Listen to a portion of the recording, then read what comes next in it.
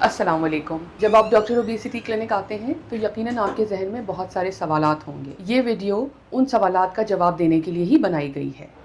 आप ये वीडियो गौर से देखिए ताकि आपके जहन में और मज़ीद सवालात आएँ, तो जब आप डॉक्टर तनवीर से मुलाकात करें तो उनसे बेहतर तरीके से सवालात के जवाब ले सकें।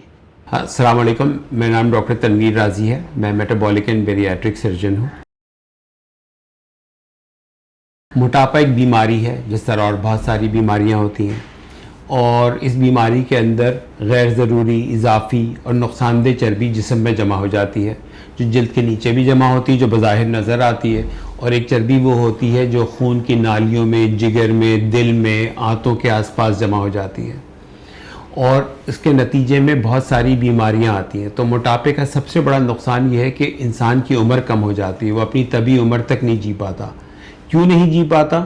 इसलिए कि उसको ये बीमारियां हो जाती हैं, जैसे कि डायबिटीज़ है, ब्लड प्रेशर है, हार्ट डिजीज़ है, फैटी लिवर या जिगर में चर्बी जमा होना है, इनफर्टिलिटी या बांझपन है, लड़कियों में या औरतों में पीसीओज या हार्मोन की बीमारी है, आर्थराइटिस है, पेशाब का छूट जाना या पेशाब पे कंट्रोल ख़राब हो जाना है, या खर्राटों की बीमारी है जो दिल को कमज़ोर करती है। तो इन तमाम बीमारियों की वजह से हार्ट अटैक, फॉलेज और मुख्तलिफ़ तरह के कैंसर का रिस्क बढ़ जाता है, जिसकी वजह से ओबेसिटी या मोटापे का शिकार अफराद अपनी पूरी उम्र नहीं जी पाते। ये कैसे फैसला करते हैं कि एक शख्स को मोटापे की बीमारी है? मोटापे को चेक करने का जो सबसे कॉमन टेस्ट है उसे BMI या बॉडी मास इंडेक्स कहते हैं, जिसका आसान ज़बान में मतलब ये है कि जितना आपका कद ज़्यादा है, जितने आप लंबे, उतने ही ज़्यादा वज़न की इजाज़त है आपको। तो मिसाल के तौर पे अगर किसी का कद 6 फिट है तो उसका आइडियली वज़न तकरीबन 80 किलोग्राम होना चाहिए, और किसी का कद अगर 5 फिट है तो आइडियली उसका वज़न 50-55 किलोग्राम होना चाहिए। मोबाइल पे बहुत सारी ऐप हैं, एक लिंक हमने भी डाला हुआ है, आप उस लिंक से अपना BMI पता कर सकते हैं। तो अगर किसी का बॉडी मास इंडेक्स जो है वो 27 से ऊपर है तो इसका मतलब ये है कि वो मोटापे की बीमारी शुरू हो गई। अगर उसका BMI 27 से नीचे है तो उस शख्स का वज़न ज़्यादा है, उसको अपना वज़न कम करना चाहिए, लेकिन अभी उसे बीमारी की हद क्रॉस नहीं की है। अगर किसी का BMI 32.5 हो जाता है तो इसका मतलब है उसको मोटापा दर्जा 2 है। अगर 37 से ऊपर हो जाए तो इसका मतलब है कि आपको क्लास 3 ओबेसिटी है, जिसको हम मॉर्बिड ओबेसिटी कहते हैं। इसको इन तकसीम क्यों करते हैं? इसलिए करते हैं कि वज़न जितना ज़्यादा बढ़ता है ज़िंदगी को रिस्क उतना ज़्यादा हो जाता है। फिर इलाज भी इसी तरह तय किया जाता है। नहीं, देखें, हर शख्स को ऑपरेशन की ज़रूरत नहीं है, और मैं सर्जन हूँ, इसका मतलब ये नहीं कि मैं हर शख्स का ऑपरेशन करता हूँ। तो अगर आपको ओवरवेट हैं आप, तो आपको ऑपरेशन की कोई ज़रूरत नहीं है, किसी दवा से इलाज की ज़रूरत नहीं है। अगर आपको क्लास 1 ओबेसिटी है, यानी आपका BMI 32.5 से कम है, तो हम आपका इलाज जनरली दवाओं से करते हैं।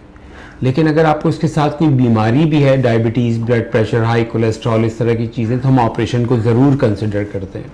फैमिली हिस्ट्री देखते हैं, आपके खाने पीने की हैबिट्स देखते हैं, आपकी फैमिली में डायबिटीज़ कितनी है, इस चीज़ को देखते हैं, क्योंकि ये याद रखें, काम टारगेट डेथ रिस्क कम करना है। अगर BMI 32.5 से ज़्यादा है तो आपका इलाज ऑपरेशन है, चाहे आपको कोई बीमारी हो या ना हो, ताकि रिस्क कम हो। देखिए, वेट लॉस सर्जरी का मतलब है कि वज़न कम करने का ऑपरेशन, ये आम अंग्रेज़ी का लफ्ज़ है। इसी तरह अगर आप बेरियाट्रिक सर्जरी का मतलब है कि वज़न कम करने के लिए जो आप ऑपरेशन करते हैं, और जो मेटाबॉलिक सर्जरी, इसका मतलब है कि वज़न भी कम हो और साथ में बीमारियों का इलाज हो। तो देखा जाए तो ये एक ही चीज़ के मुख्तलिफ नाम हैं। बेरियाट्रिक सर्जरी या मेटाबॉलिक सर्जरी एक इंतहाई सेफ़ और महफूज तरीक़ा इलाज है। दुनिया में हर साल तकरीबन 13 लाख ऑपरेशन होते हैं, इसीलिए होते हैं कि ये महफूज है।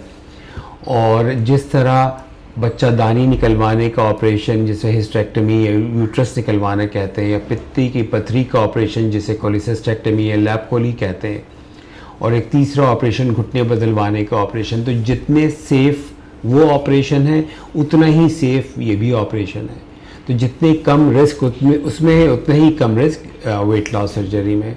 दूसरी समझने की बात यह है कि रिस्क ओबेसिटी का ज़्यादा है, उससे रिलेटेड बीमारियों का रिस्क ज़्यादा है, लेकिन ऑपरेशन का रिस्क या इस तरीके इलाज का रिस्क बहुत कम है। मोटापे या ओबेसिटी का इलाज इंटरनेशनल गाइडलाइंस के हिसाब से किया जाता है, जिस तरह दूसरी बीमारियों का इलाज किया जाता है। तो अगर किसी को क्लास 1 ओबेसिटी है, यानी उसका BMI 32.5 से कम है, तो इसका इलाज हम दवाओं से करते हैं।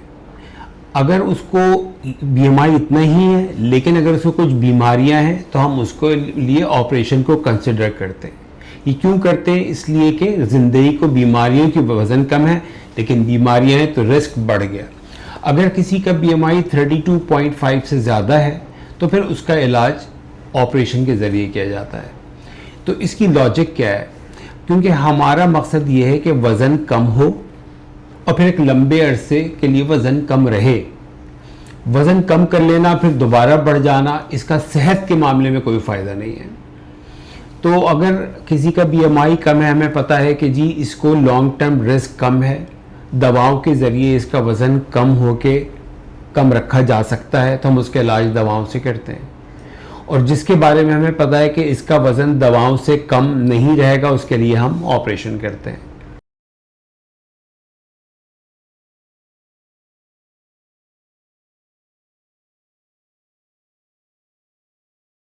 बैरियाट्रिक सर्जरी 14-15 साल की उम्र से लेकर 70 साल तक की उम्र के लोगों की जाती है।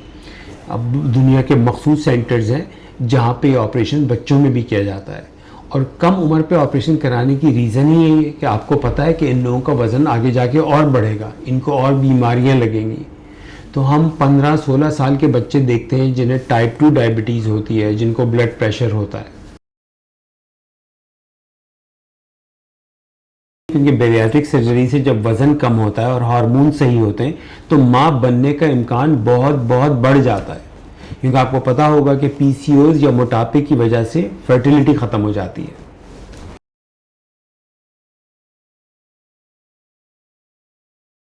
जो लोग मुझे डॉक्टर ओबेसिटी क्लिनिक में विज़िट करते हैं, वो फ़ोन करते हैं और अपना अपॉइंटमेंट बुक कराते हैं।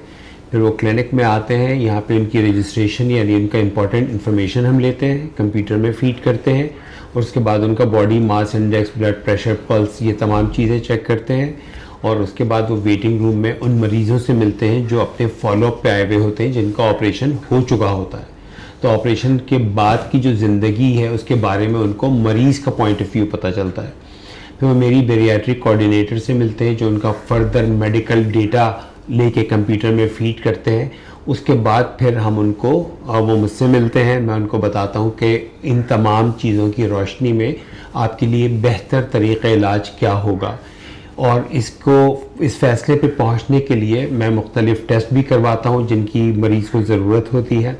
और उसके बाद मरीज़, उसकी फैमिली, उन तमाम मैं मिला के गोया हम 3 पार्टीज़ हो गए, तो हम आपस में डिस्कशन करके एक ऐसे तरीक़े इलाज पे पहुँचते हैं जो मरीज़ की उम्र, उसके टारगेट वेट और उसकी जो बीमारियां हैं उनके हल के हिसाब से मुनासिब हो। देखिए, मोटापे की मुख्तलिफ दवाएं आ गई हैं और आगे और अच्छी दवाएं आ रही हैं। अच्छी दवाओं का मतलब क्या है कि जिनके साइड इफ़ेक्ट्स कम हैं, मरीज़ के लिए उनको इस्तेमाल करना आसान है, उनका वेट लॉस ज़्यादा है। तो इसमें जो सबसे पहली दवा आज के दिन हमें पता होनी चाहिए वो सेमाग्लूटाइड है। सेमाग्लूटाइड आपका तकरीबन 10% वज़न कम करती है। पहली चीज़ ये कि दवा हफ्ते में 1 दफ़ा लेनी है, हमेशा लेनी है, आप छोड़ेंगे वज़न दोबारा बढ़ जाएगा। दूसरी दवा जो है उसका मशहूर नाम मुंजारो है, या उसको टेट्राज़िपेटाइड कहते हैं, जो 2 दवाओं का कॉम्बिनेशन है। इसके अंदर वज़न तकरीबन 15 से 20% तक गिर सकता है, और ये दवा भी आपको हर हफ्ते 1 दफ़ा लगानी होती है, और ये आप लाइफ टाइम, जैसे इंसुलिन समझ लें, उस तरह आप इसको लेते हैं। और इन दवाओं का असर तब होता है कि इसके साथ आपको अपने खाने पीने के ऊपर भी एक डाइटिशियन या न्यूट्रिशन के हिसाब से एहतियात करनी होती है। दूसरी बात ये इन दवाओं के समझने के लिए ज़रूरी है कि इनकी एक मंथली कॉस्ट है। ठीक है, तो अगर आप इलाज शुरू कर रहे हैं तो आपको ये पता होना चाहिए कि आप इसका जो ख़र्चा है वो लंबे अरसे तक बर्दाश्त कर सकते हैं। जो लोग प्रेग्नेंट हैं या प्रेग्नेंट हो सकते हैं उनके लिए दवा नहीं है। जो लोग ब्रेस्ट यानी दूध पिला रही हैं औरतें, उनके लिए भी ये दवा नहीं है। Diabetes, blood pressure, fatty liver disease, ये तमाम जिनको बीमारियां हैं उनके लिए दवा फ़ायदेमंद है। तो क्लास 1 ओबेसिटी हो आपको और तो ये दवा आपके लिए बेहतरीन है। तो इंजेक्टेबल दवाएं यानी जो इंजेक्शन के थ्रू दी जाती हैं वो अवेलेबल हैं। उनको GLP-1 एनालॉग कहते हैं। उसमें जो मशहूर ब्रांड, ये कंपनी नेम है, उसमें एक ओजेम्पिक है और एक मंजारो है। ये दवाएं अब पाकिस्तान में बनती हैं और मुख्तलिफ नामों से अवेलेबल हैं। तो जो ओजेम्पिक वाली दवा है जिसको सेमाग्लूटाइड कहते हैं, उसका एवरेज वेट लॉस 10% है। अगर आपका वज़न 100 किलोग्राम है तो ये दवा आपका वज़न 10 किलो कम कर सकती है। इसी तरह मंजारो या टिर्ज़िपेटाइड है, वो आपका वज़न जो है तकरीबन 15 किलो 15% टू 20% कम कर सकती है। इन दवाओं के इस्तेमाल से पहले आपको मेक श्योर हो कि आप प्रेग्नेंट ना हो। इन दवाओं से आपको हाइपर सेंसिटिविटी ना हो यानी एलर्जी ना हो। नंबर 2, इस दवा का आप लंबे अरसे तक खर्चा बर्दाश्त कर सकते हो, क्योंकि ये दवा आप इस्तेमाल करते रहेंगे तो वज़न कम होके रहेगा और जब आप ये दवा छोड़ देंगे तो वज़न दोबारा बढ़ जाएगा। एक और पॉइंट समझने का ही कि दवा हर एक पे कारगर नहीं होती। बाज़ लोग ऐसे होते हैं जो दवा 4-4 महीने इस्तेमाल करते हैं, वज़न बिल्कुल कम नहीं होता। तो ये दवा अमूमन 2 से 3 महीने बाद पता चलता है इस्तेमाल करने के कि दवा आपके ऊपर असर कर रही है या नहीं कर रही। इनके जो कॉमन साइड इफ़ेक्ट्स हैं उसमें नौजिया यानी मतली महसूस होना, हार्ट बर्न या तेज़ाबियत होना, बाज़ लोगों को कॉन्स्टिपेशन हो जाता है, कुछ को डायरिया होता है। लेकिन दवा बहुत हल्के डोज से दी जाती है और ताकि जिस्म उसका आदी होता जाए, और आहिस्ता आहिस्ता डोज बढ़ाते हैं ये देख के कि दवा आप पे कितना असर कर रही है। इंटरनेट पे, यूट्यूब पे इन दवाओं के बारे में बहुत गलत मालूमात हैं जो कि हकीकत में मबनी नहीं है। ये दवा दुनिया के तमाम बड़े मुल्क में तमाम बड़ी जो ड्रग अथॉरिटी हैं उनके हिसाब से अप्रूव्ड है। और दूसरी बात ये कि अब इसकी वो दवाएं भी आ जाएंगी जो आप खा सकें, जो आपको इंजेक्शन के उस पर लगाना ना पड़े। तो फिर मैं देखता हूँ कि किस मरीज़ को इसकी ज़रूरत है, उनको ये दवा प्रेस्क्राइब करता हूँ।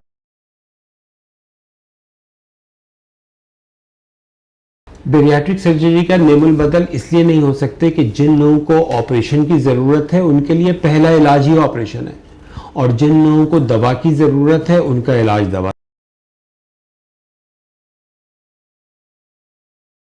बेरियाट्रिक सर्जरी में अमूमन 2 तरह के ऑपरेशन होते हैं। एक को स्लीव गैस्ट्रेक्टमी कहते हैं और एक ऑपरेशन होते हैं जिन्हें बाईपास कहते हैं। बाईपास मुख्तलिफ तरह के बाईपासेस होते हैं।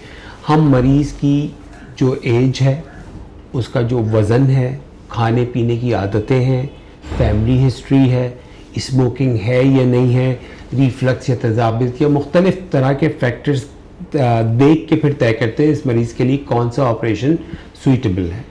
दुनिया में जो ज़्यादातर ऑपरेशन किया जाता है वो स्लीव गैस्ट्रेक्टमी है।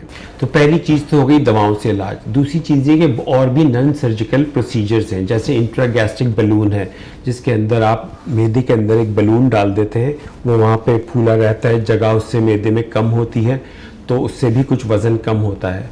लेकिन ये भी टेम्परेरी इलाज है, बलून की लाइफ 4-5 महीने होती है। एक और चीज़ होती है जिसे एंडोस्कोपिक स्लीव कहते हैं, जिसके अंदर आप मुंह से कैमरा डालते हैं जैसे एंडोस्कोपी में, और इस तरह आप मैदे को अंदर से छोटा करते हैं। लेकिन देखिए इन 2 इलाज से भी आपकी इनकी कॉस्ट ज़्यादा है, ये लंबे नहीं चलते, टेम्परेरी इलाज है, वज़न दोबारा बढ़ने का चांस बहुत ज़्यादा है। ये अमूमन आपका 15% वेट लॉस करते हैं, लेकिन चूँकि मैंने जैसे बताया दवाओं से भी वज़न कम हो जाता है, इसलिए इन इलाज के ऊपर ज़ोर कम है। कॉस्ट भी ज़्यादा है, पाकिस्तान में तो बहुत ज़्यादा है एक, और दूसरी बात ये कि इनका वेट लॉस भी इतना नहीं है और इनसे वज़न बढ़ने का चांस भी ज़्यादा है। तो जब दवाओं से मतलब दवाओं और इनमें बहुत ज़्यादा फ़र्क नहीं है। अब तीसरी चीज़ हो गई मेटाबॉलिक या बेरियाट्रिक सर्जरी। बेरियाट्रिक सर्जरी के अंदर 50% वेट लॉस है, तो वो इन दोनों इलाजों के मुकाबले में ज़्यादा सुपीरियर है, उससे वज़न ज़्यादा कम होता है, लंबे अरसे तक कम रहता है, उससे बीमारियां सही होने का जो रेशियो या रेट है वो इन दवाओं के मुकाबले में बहुत ज़्यादा है। तो ये इन 3 इलाज के बारे में समझने की ज़रूरत है।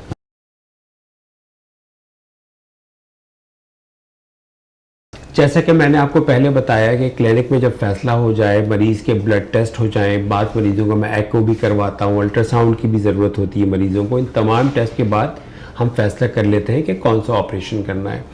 उसके बाद जो है कुछ मरीज़ों को जिनका वज़न ज़्यादा हो यानी बहुत फैटी लिवर हो, तो हम उन्हें ऑपरेशन से पहले प्री ऑप डाइट भी करवाते हैं, जिसके अंदर वो कार्बोहाइड्रेट्स बिल्कुल बंद कर देते हैं, पानी लेते हैं, सांस की वर्जिश की एक्सरसाइज करते हैं और हाई प्रोटीन डाइट लेते हैं ताकि लिवर भी छोटा हो, खून बहने का इम्कान भी कम हो। लेकिन इनकी ज़रूरत बहुत कम मरीज़ों को पड़ती है।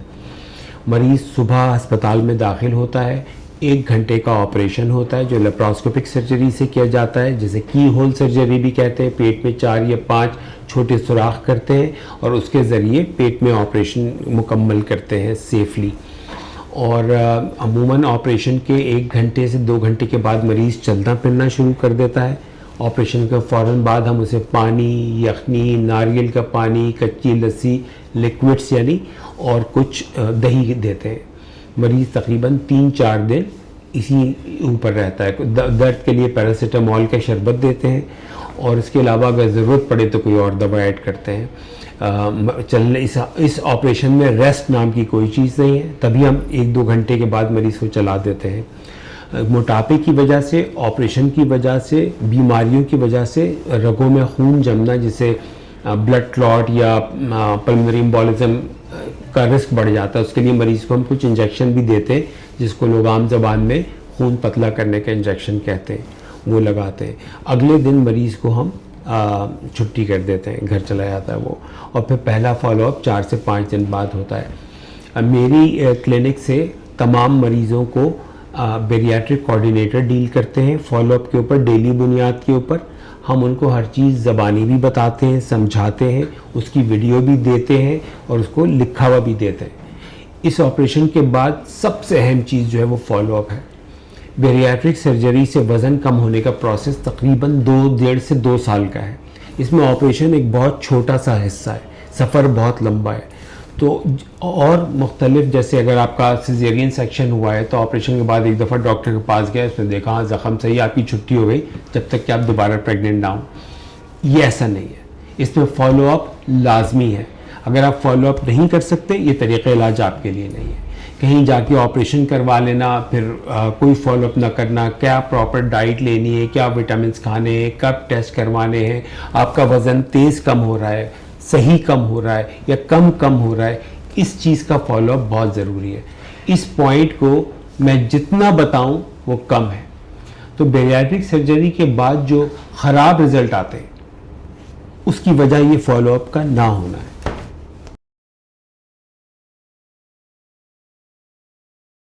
देखिए, बेरियाट्रिक सर्जरी क्योंकि की होल सर्जरी है, इसलिए इसमें दर्द ज़्यादा नहीं होता। मरीज़ को 3-4-5 घंटे लगता है कि पानी यहाँ फंस रहा है और फिर पानी उतर गया है, लेकिन शार्प पेन इसमें नहीं होता, बहुत कम होता है। तो इसलिए कि हम पेट में ब्लॉक भी लगाते हैं और मुस्तकिल दर्द के इंजेक्शन भी लगा रहे होते हैं। दूसरी बात आपकी वॉमिटिंग की है। अगर मरीज़ की गाइडेंस सही हो, वो हमारे फॉलोअप को फॉलो कर रहा हो, तो मरीज़ ऐसे होते हैं जिन्हें कभी उल्टी नहीं होती। तो जो अगर आपका खाना पीना सही है, ऑपरेशन आपका सही है, तो उल्टी होने का इम्कान बहुत कम है। देखिए, इसको देखने का तरीका ये है कि ऑपरेशन रिलेटेड रिस्क क्या है। तो उसके अंदर ज़ख़म ख़राब होना है जिसका चांस कम है। नंबर 2, इसके अंदर ब्लीडिंग होना है जिसके अंदर आपको मरीज़ को खून देना पड़े, या बहुत कम मरीज़ों में दोबारा ऑपरेशन करके कोई टाँका लगाएं अगर कोई ब्लीडिंग हो रही है, इसका चांस 200 में से 1 मरीज़ को है। ब्लड क्लॉट हो जाना, यानी जैसे मैंने पहले बताया कि रगों में खून जम जाना, जिसको DVT भी कहते हैं हमारी ज़बान में, पल्मोनरी एम्बोलिज्म कहते हैं, जिसको रोकने के लिए हम इंजेक्शन देते हैं मरीज़ों को, वो बहुत अहम है। इसका चांस 500 में से 1 मरीज़ को है, क्योंकि ये ज़रा ख़तरनाक कॉम्प्लिकेशन है। इस तरह लीक हो जाना कि अंदर जो भी हम काटते हैं चीज़ को, या उसको जोड़ते हैं, या सिलाई करते हैं, या स्टेपलिंग करते हैं, तो उसके अंदर लीकेज हो सकती है कि खाना बजाय आंत और मैदे के पेट पे जाने लगे। इंटरनेट में इसके बारे में भी बहुत मवाद है, और बेरियाट्रिक सर्जरी के शुरू के ज़माने में ये काफ़ी कॉमन थी। अब इसका रिस्क ऑन एवरेज 500 में से 1 मरीज़ का होता है। इस ऑपरेशन में जो रिस्क ऑफ डेथ है वो तकरीबन अच्छे सेंटर्स के अंदर 1000 में से 2-3 लोगों का है, तो ये एक सेफ ऑपरेशन है।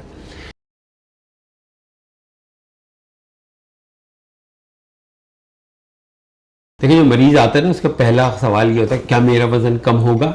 इसलिए कोई इतनी डाइट्स कर चुका और इतने तरीक़े कर चुका होता है कि वो मायूस होता है। तो बैरियाट्रिक सर्जरी इस वजह से उम्मीद की बहुत बड़ी किरण है। तो अगर आपका इजाफी वज़न 100 किलो है तो तकरीबन ऑन एवरेज बैरियाट्रिक सर्जरी से आपका वज़न 70% उसका कम होगा। ठीक है, अगर वज़न 50% भी कम हो तो ये ऑपरेशन बहुत सक्सेसफुल करार दिया जाता है, क्योंकि आपकी जो लाइफ को रिस्क है वो कम हो गया। और स्लीव और बाईपासेस में क्या फ़र्क है कि स्लीव, इन दोनों में तकरीबन 18-20 का फ़र्क है। तो हमारे दो टारगेट्स होते हैं, एक तो ये कि मरीज़ का वज़न कम हो, और जो मरीज़ के लिए बहुत इंपॉर्टेंट है, हमारे लिए दूसरा बड़ा टारगेट ये होता है कि उसको जो बीमारियां हैं वो ख़त्म हो और जो बीमारियां आनी हैं उनसे बच जाएँ। तो इन दोनों चीज़ों को देखते हुए हम तय करते हैं कि किसका बाईपास करें। तो बाईपास एक तरह से ज़्यादा स्ट्रॉन्गर ऑपरेशन है। इस तरह बाईपास के अंदर वाइटामिन्स की कमी का चांस, आयरन की कमी का चांस स्लीव के मुकाबले में ज़्यादा है।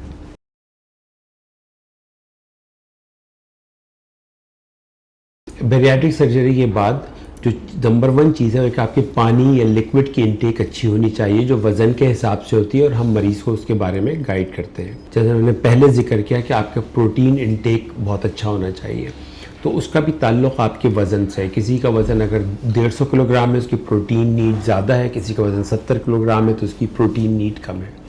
तीसरी जो बहुत अहम चीज़ है कि बैरियाट्रिक सर्जरी के बाद लाइफ लॉन्ग, सारी ज़िंदगी विटामिन सप्लीमेंट लेना ज़रूरी है।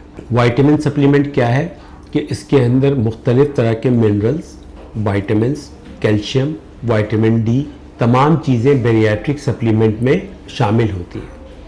क्योंकि बहुत से लोग ये कहते हैं कि जी आप स्लीव करवा लें तो 2 साल बाद विटामिन की ज़रूरत नहीं है, या मरीज़ कुछ अरसे बाद खुद ही तय करता है कि ये हम छोड़ दें। लॉन्ग लाइफ खाने इसलिए ज़रूरी है, एक तो हमारी ग़िज़ा इतनी अच्छी नहीं है जो अवेलेबल है कि आपको विटामिन्स पूरे मिल रहे हो। विटामिन्स की कमी बाद में कभी भी हो सकती है। अहम चीज़ ये कि विटामिन की कमी होने से जो जिस्म को नुकसान पहुंचता है, यानी आसाब को, नर्वस सिस्टम को, या आयरन की कमी होने से जैसे बाल झड़ते हैं, सांस फूलता है और बहुत सारे मसाइल होते हैं, ये कभी भी बाद में भी हो सकते हैं। इसीलिए हम पीरियोडिकली टेस्ट भी करवाते हैं देखने के लिए कि इनकी कमी है या नहीं। एक और अहम चीज़ एक्सरसाइज है। लोग एक्सरसाइज से समझते हैं कि जो हमारे मरीज़ आते हैं कि बस भागना दौड़ना शुरू कर दो और इससे वज़न कम हो जाएगा। हम जो आपको एक्सरसाइज करने को कह रहे हैं उसका मकसद वज़न कम करना नहीं है। एक्सरसाइज एक हेल्दी इंडिविजुअल के लिए एक्सरसाइज ज़रूरी है, और बैरियाट्रिक सर्जरी के बाद आपको वेट ट्रेनिंग या स्ट्रेस एंड्योरेंस एक्सरसाइज करनी चाहिए ताकि आपका मसल मास मेंटेन रहे। आप प्रोटीन तो ले रहे हैं ताकि मसल मास मेंटेन रहे, आप विटामिन्स ले रहे हैं ताकि आपके बॉडी फंक्शन सही रहे। इसी तरह स्ट्रेंथ ट्रेनिंग ज़रूरी है ताकि आपका मसल मास मेंटेन रहे।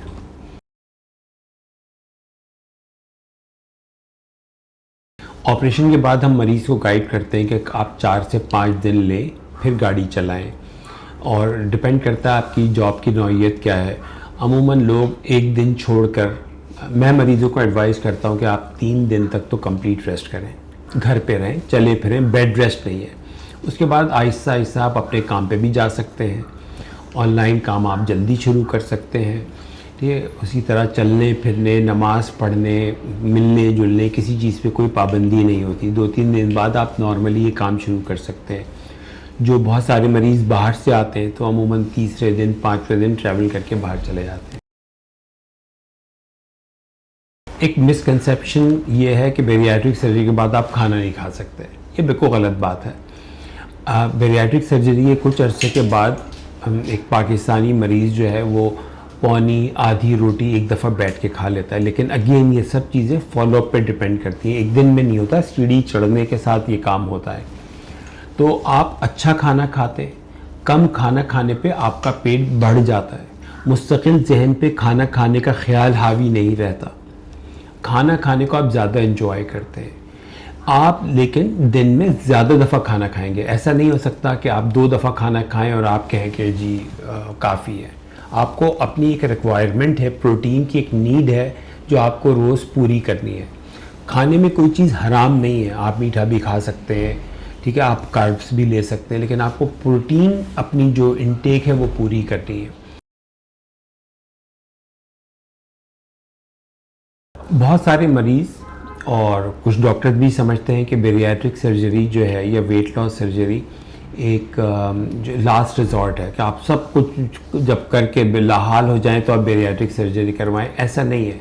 जैसे मैंने आपको शुरू में बताया कि अगर आपका BMI उस क्राइटेरिया पे उतरता है जिस पे सर्जरी ज़रूरी है, आपको सर्जरी के अलावा और कोई तरीक़ेकार फ़ायदा नहीं पहुंचाएगा, तो दवाओं में इस तरह की डाइट करना और ये करना, इससे सिर्फ वक्त ज़ाय होता है, क्योंकि साइंटिफिक नॉलेज की बुनियाद पे फ़ैसले की जाते हैं। ये सब चीज़ें तहकीक शुदा हैं। तो जो लोग इस क्राइटेरिया पे पूरे उतरते हैं, जिनका BMI 32.5 से ज़्यादा है, उनके लिए पहला तरीक़ा इलाज जो है वो बेरियाट्रिक सर्जरी है। और जो इस क्राइटेरिया पे नहीं उतरते, उनके लिए ना ये पहला ऑप्शन है, ना उनके लिए आखिरी ऑप्शन है। बेरियाट्रिक सर्जरी ना गैर फितरी तरीक़े इलाज है, ना शरन इस्लाम में इसकी कई ममानियत है। हम बहुत सारे इलाज ऐसे करते हैं पहले ही। मिसाल के तौर पे आँख मोतिया हो जाए तो लेंस बदल देते हैं, दिल के अंदर आप स्टेंट या ट्यूब एक डाल देते हैं, घुटना रिप्लेस करते हैं तो आप मेटालिक घुटना डाल देते हैं। किसी खातून के अगर कुदरती जो अल्लाह ताला ने तरीक़ा बनाया उससे बच्चा ना हो रहा हो, तो हम उसका पेट काट के या सिजेरियन सेक्शन करके बच्चा पैदा करते हैं। तो अगर वो गैर फितरी आप समझते हैं तो फिर ये भी गैर फितरी है, लेकिन अगर वो आप समझते हैं फितरी है तो ये भी सही है। मकसद ये है कि जो समझ में बात आने के, ऑपरेशन मैदे पे हो रहा है। देखिए, लोगों की सबसे बड़ी गलतफहमी तो ये कि ये इजी वे आउट है, ठीक है, आप कोई मुश्किल काम सही काम कर नहीं सकते, तुम कुदरती तरीके से वज़न कम करती, पेट क्यों कटवा लिया, ठीक है। तो लोग ये समझते हैं बड़ा आसान काम है। ये आसान काम बिल्कुल भी नहीं है, ठीक है। ये बेहतरीन काम है, बेहतरीन इलाज है, लाजवाब है। इसके रिजल्ट बाज़ औक़ात जादू जैसे होते हैं, लेकिन ये कोई इजी वे आउट नहीं है। इसके अंदर आपको प्रॉपर खाना पीना, अपने खाने पीने की फ़िक्र करना, ठीक है, एक्सरसाइज करना, फॉलोअप्स करना, विटामिन लेना, जो भी हर तरीके इलाज के स्टेप्स होते हैं वो आपको पूरे करने होते हैं। आम ख्याल ये है कि मैदा छोटा हो गया, खाना कम खाएंगे और वज़न कम हो जाएगा। ये गलत ख्याल है। बेतहाशा लोग जिनका वज़न ज़्यादा होता है वो आम लोगों से कम खाना खा रहे होते हैं, फिर भी वज़न बढ़ता रहता है। इसी बीमारी का नाम तो ओबेसिटी है, इसी ख़राबी का नाम ही तो मोटापा है। और बहुत सारे लोग होते हैं जो बहुत ज़्यादा खाना खाते हैं, गलत चीज़ें खाते हैं, वज़न नहीं बढ़ रहा, इसलिए कि उनको ओबेसिटी की बीमारी नहीं है। जब आप बेरियाट्रिक सर्जरी करते हैं तो उसके नतीजे में जिस्म में हार्मोन्स की एक ऐसी पॉजिटिव मुस्बत तब्दीली होती है जिससे वज़न कम होता है, बीमारियां ख़त्म होती हैं। जिसके अंदर आप क्या खाना चाहते हैं, कितना आप खाने का दिल आपका चाह रहा है, वो चीज़ चेंज होती है। और जो खाना आप खा लेते हैं वो चर्बी बन के जिस्म का हिस्सा नहीं बनता, ये फ़ायदा होता है। और ये वही फ़ायदा है जो दवाओं से होता है, GLP-1 एनालॉग से होता है। बस बेरियाट्रिक सर्जरी में ये फ़ायदा उसके मुकाबले में कहीं ज़्यादा होता है। वेट लॉस सर्जरी के बाद प्रेग्नेंट होना बहुत आसान होता है, स्पेशली वो लोग जिनकी प्रेगनेंसी हार्मोन्स की वजह से नहीं हो पा रही होती, तो इस ऑपरेशन के बाद बहुत जल्दी उनको प्रेगनेंसी हो जाती है। लेकिन ये चीज़ बहुत अहम है कि आपको 1 साल तक कोई माने हमल तरीक़ा इख्तियार करना लाजमी है ताकि आप प्रेग्नेंट ना हो। उसकी वजह ये कि जब आपका वज़न तेज़ी से कम हो रहा है उस वक्त पेट में बच्चा होना या प्रेग्नेंट होना मुनासिब नहीं है। तो 1 साल इंतज़ार करें, मेजर वेट लॉस हो जाए, फिर प्रेगनेंसी प्लान कर लें।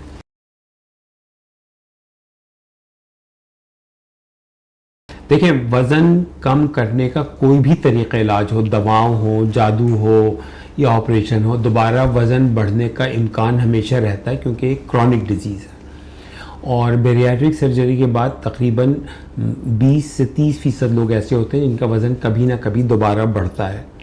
इसीलिए मैं मरीज़ों से कहता हूँ कि एक दफ़ा आपका टारगेट वेट अचीव हो गया तो आपका नेक्स्ट टारगेट इसके पीछे ना पड़े, ना मज़ीद 2 किलो कम हो जाए, बल्कि इसके पीछे पड़े कि वज़न दोबारा ना बढ़े। तो इस ऑपरेशन के बाद प्रॉपर खाना खाना कलीद है, लाजमी चीज़ है, अहम है, ताकि वज़न दोबारा बढ़ने से रोका जा सके। लेकिन बाज़ मरीज़ों में बीमारी इतनी ताकतवर है कि उनका वज़न बहुत ज़्यादा कम नहीं हो पाता, तभी हम कभी दवाओं की मदद लेते हैं, या कम होता है तो बीमारी इतनी ताकतवर हो जाती है कि वज़न दोबारा बढ़े। इसीलिए बाज़ मरीज़ों का हम ऑपरेशन दोबारा भी करते हैं कुछ सालों बाद, तो इसको रीडू सर्जरी या रिविजनल सर्जरी भी कहते हैं।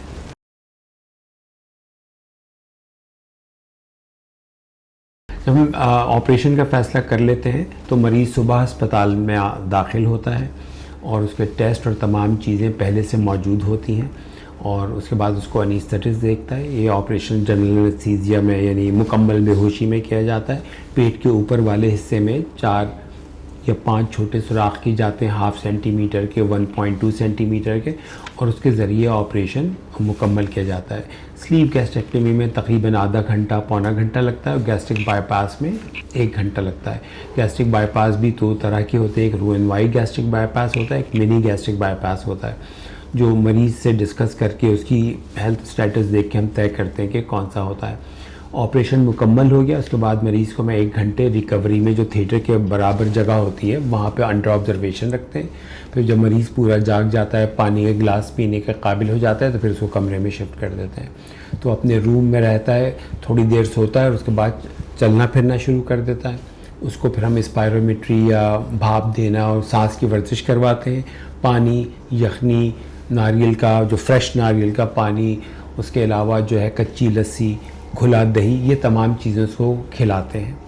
दवाओं में ये होता है कि हम अमूमन सिर्फ पैरासीटामॉल या पैनाडोल का इंजेक्शन भी आता है, गोलियां, पहले दिन हम उसको इंजेक्शन देते हैं, अगले दिन पैरासीटामॉल की शरबत के ऊपर मरीज़ को डिस्चार्ज करते हैं। फिर वो अपनी जो भी दवाएं ब्लड प्रेशर वगैरह की ले रहे होते हैं वो लेते हैं। इंसुलिन अमूमन जब मरीज़ डिस्चार्ज होता है तो उसके 1-2 दिन बाद बंद हो जाती है।